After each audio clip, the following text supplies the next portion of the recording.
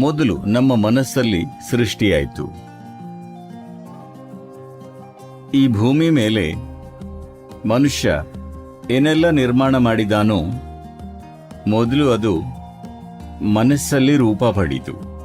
ಆಮೇಲೆ ಬಾಹ್ಯ ಪ್ರಪಂಚದಲ್ಲಿ ವ್ಯಕ್ತ ಆಯಿತು. ನಾವೀ ಭೂಮಿ ಮೇಲೆ ಮಾಡಿರೋ ಅದ್ಭುತ ವಿಷಯಗಳು ಮತ್ತು ಭಯಾನಕ ಸಂಗತಿಗಳು ಎರಡೂ ಮನುಷ್ಯನ ಮನಸ್ಸಿಂದಲೇ ಬಂದಿರೋದು. ಹಾಗಾಗಿ ಈ ಜಗತ್ತಿನಲ್ಲಿ ನಾವೇನನ್ನ ಸೃಷ್ಟಿ ಮಾಡ್ತೀವಿ ಅನ್ನೋದ್ರ ಬಗ್ಗೆ ಕಳಕಳಿ ಇದ್ರೆ ಮೊದಲು ಸರಿಯಾದ ವಿಷಯಗಳನ್ನ ನಮ್ಮ ಮನಸ್ಸಲ್ಲಿ ಸೃಷ್ಟಿ ಮಾಡೋದನ್ನ ಕಲಿಯೋದು ಬಹಳ ಮುಖ್ಯ. ನಮ್ಮ ಮನಸ್ಸನ್ನ ಹೇಗಿಡ್ತೀವಿ, ನಮ್ಮ ಮನಸ್ಸನ್ನ ನಮಗೆ ಬೇಕಾದ ಹಾಗೆ ಇಟ್ಕೊಳ್ಳೋ ಶಕ್ತಿ ನಮಗೆ ಇಲ್ಲದಿದ್ರೆ ನಾವು ಜಗತ್ತಿನಲ್ಲಿ ಸೃಷ್ಟಿ ಮಾಡೋದೆಲ್ಲ ಆಕಸ್ಮಿಕ ಮತ್ತು ಅಡ್ಡದಿಡ್ಡಿಯಾಗಿರುತ್ತೆ. ನಾವು ಬಯಸೋ ಜಗತ್ತನ್ನ ಸೃಷ್ಟಿ ಮಾಡಬೇಕಂದ್ರೆ ನಮ್ಮ ಮನಸ್ಸನ್ನ ನಾವು ಬಯಸೋ ತರ ರೂಪಿಸೋದನ್ನ ಕಲಿಬೇಕು. ಯೋಗ ಪರಂಪರೆಯಲ್ಲಿ ಒಂದು ಅದ್ಭುತವಾದ ಕಥೆ ಇದೆ. ಒಂದಿನ ಒಬ್ಬ ಮನುಷ್ಯ ತಿರುಗಾಟಕ್ಕೆ ಹೊರಟ, ಒಂದು ದೀರ್ಘ ಅಡ್ಡಾಟಕ್ಕೆ ಹೊರಟ. ಆಕಸ್ಮಿಕವಾಗಿ ಗೊತ್ತಿಲ್ಲದೆ ಸ್ವರ್ಗ ಸೇರ್ಕೊಂಡ. ಅದೃಷ್ಟಶಾಲಿ ಅಲ್ವಾ? ಸುಮ್ಮನೆ ತಿರುಗಾಟಕ್ಕೆ ಹೋದವನು ಸ್ವರ್ಗ ತಲುಪದ. ದೀರ್ಘ ನಡಿಗೆಯ ನಂತರ ಸ್ವಲ್ಪ ಸುಸ್ತು ಅನ್ಸ್ತು. ಯೋಚಿಸ್ದ, ಅಯ್ಯಪ್ಪ ಸುಸ್ತಾಯ್ತು, ಸ್ವಲ್ಪ ಇಲ್ಲೇ ಎಲ್ಲಾದರೂ ರೆಸ್ಟ್ ತಗೊಂಡ್ರೆ ಒಳ್ಳೇದು. ಸುತ್ತಲೂ ನೋಡ್ದ, ಒಂದು ಒಳ್ಳೆ ಮರ ಕಾಣಿಸ್ತು. ಕೆಳಗೆ ಮೆತ್ತನೆ ಹುಲ್ಲಿತ್ತು. ಮನಸ್ಸು ತಡೀಲಿಲ್ಲ. ಮರದ ಕೆಳಗೆ ಹೋಗಿ ಮಲಗದ. ನಿದ್ದೆ ಬಂತು. ಸ್ವಲ್ಪ ಹೊತ್ತಿನ ಮೇಲೆ ಎಚ್ಚರ ಆಯಿತು. ಒಳ್ಳೆ ವಿಶ್ರಾಂತಿ ಆಗಿತ್ತು. ಯೋಚನೆ ಮಾಡಿದ, ಒಳ್ಳೆ ವಿಶ್ರಾಂತಿ ಆಯಿತು, ಹಸಿವಾಗ್ತಾ ಇದೆ, ಏನಾದರೂ ತಿನ್ಲಿಕ್ಕೆ ಸಿಕ್ಕಿದ್ರೆ ಚೆನ್ನಾಗಿತ್ತು. ಜೀವನದಲ್ಲಿ ತಿನ್ನಕ್ಕೆ ಬಯಸಿದ ಎಲ್ಲ ಒಳ್ಳೆ ತಿಂಡಿಗಳ ಬಗ್ಗೆ ಯೋಚಿಸ್ದ. ತಕ್ಷಣ ಬಯಸಿದ್ದೆಲ್ಲ ಅವನ ಮುಂದೆ ಬಂತು. ಸ್ವರ್ಗದಲ್ಲಿ ಈ ತರದ ಸೇವೆ ಇರುತ್ತೆ ಅನ್ನೋದು ನಿಮಗೆ ಗೊತ್ತಿರಬೇಕು. ಹಸಿದ ಜನ ಪ್ರಶ್ನೆ ಕೇಳಲ್ಲ. ಆಹಾರ ಬಂತು, ಊಟ ಮಾಡ್ದ, ಹೊಟ್ಟೆ ತುಂಬಿತು. ಆಮೇಲೆ ಯೋಚನೆ ಮಾಡ್ದ, ಓ ಹೊಟ್ಟೆ ತುಂಬಿತು, ಏನಾದರೂ ಕುಡಿಯಕ್ಕೆ ಸಿಕ್ಕಿದ್ರೆ ಚೆನ್ನಾಗಿತ್ತು.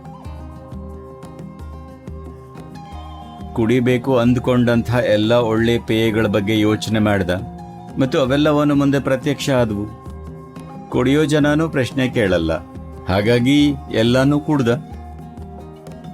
ಸ್ವಲ್ಪ ಸಾರಾಯಿ ಒಳಗೆ ಹೋಗಿರೋದ್ರಿಂದ, ನಿಮ್ಗೆ ಗೊತ್ತಲ್ಲ ಚಾರ್ಲ್ಸ್ ಡಾರ್ವಿನ್ ಹೇಳಿದ್ದು, ನೀವೆಲ್ಲ ಮಂಗಗಳಾಗಿದ್ರಿ, ನಿಮ್ ಬಾಲ ಬಿದ್ದು ಹೋಗಿದೆ. ನಾನಲ್ಲ, ಚಾರ್ಲ್ಸ್ ಡಾರ್ವಿನ್ ಹೇಳಿದ್ದು, ನೀವೆಲ್ಲ ಮಂಗಗಳಾಗಿದ್ರಿ ಅಂತ. ಆಮೇಲೆ ನೀವು ಮನುಷ್ಯರಾದ್ರಿ. ಹೌದು, ನಿಜವಾಗಿ ಬಾಲ ಬಿದ್ದು ಹೋಗಿದೆ. ಯೋಗದಲ್ಲಿ ನಾವು ಅಸ್ಥಿರವಾದ ಮನಸ್ಸಿಗೆ ಮರ್ಕಟ ಅಂತೀವಿ. ಹಾಗಂದ್ರೆ ಮಂಗ ಅಂತ. ನಾವು ಮನಸ್ಸನ್ನ ಮಂಗಕ್ಕೆ ಯಾಕೆ ಹೋಲಿಸ್ತೀವಿ ಅಂದ್ರೆ, ಮಂಗಗಳ ಗುಣ ಏನು? ಮಂಗಗಳ ಒಂದು ಗುಣ ಅಂದ್ರೆ ಅವುಗಳ ಅನಾವಶ್ಯಕ ಅಂಗಾಂಗ ಚಲನೆ. ಅವುಗಳ ಮತ್ತೊಂದು ಗುಣ ಅಂದ್ರೆ, ನೀವು ಮಂಗಾಟ ಮಾಡ್ತಾ ಇದ್ದೀರಿ ಅಂತ ನಾ ಹೇಳಿದ್ರೆ ಅದರ ಅರ್ಥ ಏನು? ಅನುಕರಣೆ. ಮಂಗ ಮತ್ತು ಅನುಕರಣೆ ಸಮಾನಾರ್ಥಕ ಆಗಿಬಿಟ್ಟಿವೆ. ಹಾಗಾಗಿ ಮಂಗಗಳ ಈ ಎರಡು ಅವಶ್ಯಕ ಗುಣ ಅಸ್ಥಿರ ಮನಸ್ಸಿನ ಗುಣಗಳೂ ಆಗಿವೆ. ಅನಾವಶ್ಯಕ ಚಲನಗಳು ನೀವು ಮಂಗಗಳಿಂದ ಕಲಿಬೇಕಾಗಿಲ್ಲ, ನೀವೇ ಅದನ್ನ ಮಂಗಗಳಿಗೆ ಕಲಿಸಬಹುದು. ಮತ್ತು ಅನುಕರಣೆ ಮನಸ್ಸಿನ ನಿರಂತರ ಕೆಲಸ. ಹಾಗಾಗಿ ಈ ಎರಡು ಗುಣಗಳು ಇದ್ದಾಗ ಮನಸ್ಸನ್ನ ಮಂಗ ಅಂತ ಹೇಳ್ತಾರೆ. ಹಾಗಾಗಿ ಅವನಲ್ಲಿರೋ ಮಂಗ ಸಕ್ರಿಯವಾಯಿತು. ಸುತ್ತಲೂ ನೋಡಿ ಯೋಚನೆ ಮಾಡಿದ, ಇಲ್ಲಿ ಏನ್ ನಡೀತಿದೆ? ಆಹಾರ ಕೇಳಿದೆ, ಆಹಾರ ಬಂತು. ಪಾನೀಯ ಕೇಳಿದೆ, ಅದೂ ಬಂತು. ಹಾಗಾದ್ರೆ ಸುತ್ತಲೂ ದೆವ್ವಗಳಿರ್ಬೇಕು. ದೆವ್ವಗಳು ಬಂದು, ಅಯ್ಯೋ ದೆವ್ವಗಳು ಬಂದಿವೆ, ಅವು ನನ್ನ ಸುತ್ತುವರಿಯುತ್ತವೆ, ಚಿತ್ರಹಿಂಸೆ ಮಾಡುತ್ತವೆ ಅಂತ ಯೋಚಿಸ್ದ. ಒಮ್ಮೆಗೆ ದೆವ್ವಗಳು ಅವನಿಗೆ ಚಿತ್ರಹಿಂಸೆ ಕೊಡಕ್ಕೆ ಶುರು ಮಾಡಿದ್ವು. ಅವನು ನೋವಿನಿಂದ ಚೀರಾಡ್ದ. ಅಯ್ಯೋ ಈಗ ಅವನನ್ನ ಕೊಂದು ಬಿಡುತ್ತವೆ ಅಂದ್ಕೊಂಡ. ಮತ್ತು ಅವನು ಸತ್ ಹೋದ. ಈಗಷ್ಟೇ ಹೇಳಿದ್ದ ನಾನೊಬ್ಬ ಅದೃಷ್ಟಶಾಲಿ ಅಂತ. ಅಲ್ಲೇನಾಗಿತ್ತು ಅಂದ್ರೆ, ಅವನೊಂದು ಕಲ್ಪವೃಕ್ಷ ಅಥವಾ ಎಲ್ಲ ಆಸೆಗಳನ್ನ ಪೂರೈಸೋ ಮರದ ಕೆಳಗೆ ಕುಳಿತಿದ್ದ. ಆಹಾರ ಕೇಳ್ದ, ಆಹಾರ ಬಂತು. ಪಾನೀಯ ಕೇಳ್ದ, ಅದು ಬಂತು. ದೆವ್ವಗಳನ್ನ ನೆನೆಸ್ದ, ದೆವ್ವ ಬಂತು. ಚಿತ್ರಹಿಂಸೆ ನೆನಪು ಮಾಡ್ಕೊಂಡ, ಚಿತ್ರಹಿಂಸೆ ಆಯ್ತು. ಸಾವಿನ ಬಗ್ಗೆ ನೆನೆಸ್ದ, ಅದು ಬಂತು. ಮತ್ತೆ ನೀವೀಗ ಕಲ್ಪವೃಕ್ಷಗಳನ್ನು ಹುಡುಕೊಂಡು ಕಾಡಿಗೆ ಹೋಗಬೇಡಿ. ನಿಮಗೆ ದಿನಗಳಲ್ಲಿ ಮರಗಳು ಸಿಗೋದೇ ಕಷ್ಟ. ಅತ್ಯಂತ ಸ್ಥಿರವಾದ ಸ್ಥಿತಿಯಲ್ಲಿರೋ ಮನಸ್ಸು, ಸಂಯುಕ್ತ ಸ್ಥಿತಿಯಲ್ಲಿ ಇರೋ ಮನಸ್ಸನ್ನ ಕಲ್ಪವೃಕ್ಷ ಅಂತಾರೆ. ನಿಮ್ಮ ಮನಸ್ಸನ್ನ ಒಂದು ಮಟ್ಟದವರೆಗೆ ಸಂಯೋಜಿಸಿದರೆ ಆಗದು ಸಂಪೂರ್ಣ ವ್ಯವಸ್ಥೆನ ಸಂಯೋಜಿಸುತ್ತೆ. ನಿಮ್ಮ ದೇಹ, ಭಾವನೆ, ಪ್ರಾಣಶಕ್ತಿ ಎಲ್ಲ ಆ ದಿಕ್ಕಿನಲ್ಲಿ ಸಂಯೋಜನೆಗೊಳ್ಳುತ್ತೆ. ಒಂದು ಬಾರಿ ಈ 4 ಆಯಾಮಗಳು, ನಿಮ್ಮ ದೇಹ, ಮನಸ್ಸು, ಭಾವನೆಗಳು ಮತ್ತು ಮೂಲಭೂತ ಪ್ರಾಣಶಕ್ತಿ ಒಂದೇ ದಿಕ್ಕಿನಲ್ಲಿ ಸಂಯೋಜನೆಗೊಂಡ್ರೆ ನೀವು ಬಯಸಿದ್ದೆಲ್ಲ ಸುಲಭವಾಗಿ ಪೂರ್ಣವಾಗುತ್ತೆ.